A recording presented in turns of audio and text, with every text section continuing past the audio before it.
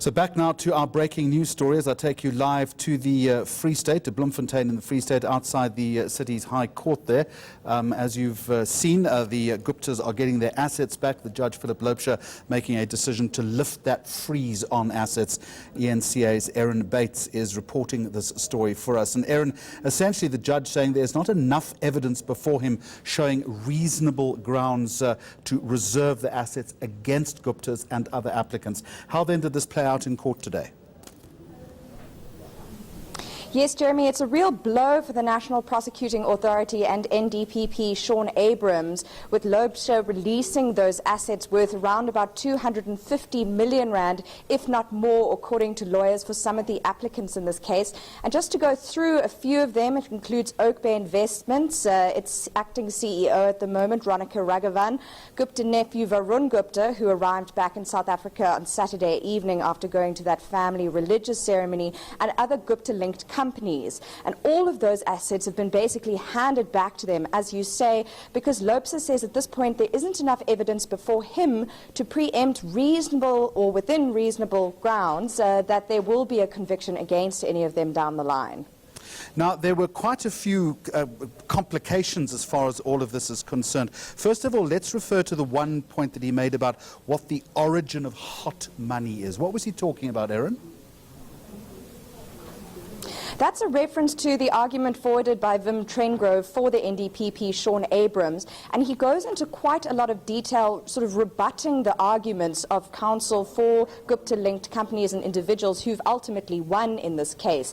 But there, Wim Trengrove talking about the argument that none of the money in the Estina bank account held with the Bank of Baroda could be clean, and that was in response to the argument from Mike Hillens for Ronica Raghavan and other Gupta-linked parties around the flow of monies, really, and concerns over the allegations of money laundering against some of these parties who are applicants in this case, but the accused in the Estina dairy project case, which will be before the courts in August. So looking at the judgment today and looking ahead to August, there's some very pertinent questions about the strength of the case the state is going to bring forward in just a few months' time. Just remind us, Erin Bates, about what assets we're actually talking about.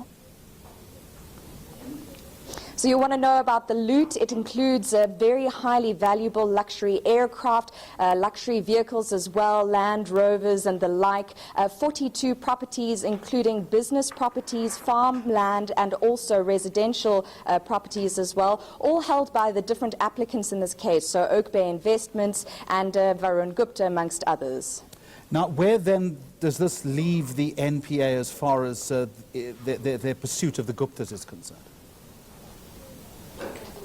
Certainly battered and bruised. If you look at what's in the judgment from Loubser today, there's some very serious concerns around the arguments on flow of money and the sort of forensic accounting that the NPA is going to have to sort of pin down and secure ahead of the August proceedings in the Estina dairy matter. Also because their argument really, in simple terms, is that the one sort of taint of the Estina money, which Loubser conceded does seem to have been handed over from the Department of Agriculture in the Free State without following the proper procurement processes and certain rules by Treasury. That money tainted, on the argument of the state, various other accounts linked to the Gupta family and their companies held with the Bank of Baroda. So there are serious questions here about the forensic accounting work that needs to be done, the security of the argument of the NPA and the NDPP, and just looking back, Jeremy, to the raids on the Gupta family compound and also Free State sites around this whole Estina dairy matter and the timing of it politically around about February,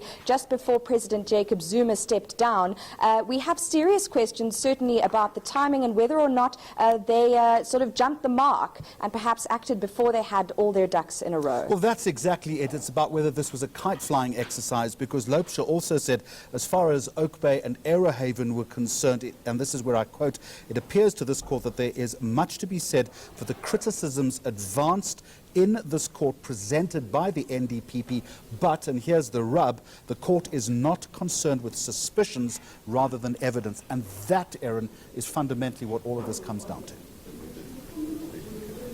Exactly. So Loubser is saying there, where there's smoke, there may be fire, but I, as the judge in this court dealing with this matter on reserved assets, can only look at fires. I can only look at the evidence before me, and on that basis, he made the ruling he did today.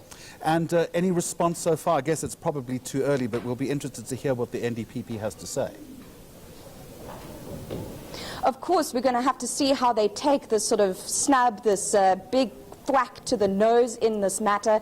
Representatives for the NPA slipping briskly out of court following that judgment from Loubser, and we will persist in trying to get comment from them as well as counsel for the Guptas in this matter. All right, Erin Bates, for the moment, live in Bloemfontein. Thank you very much. The High Court in the city, and we'll return to her a little later.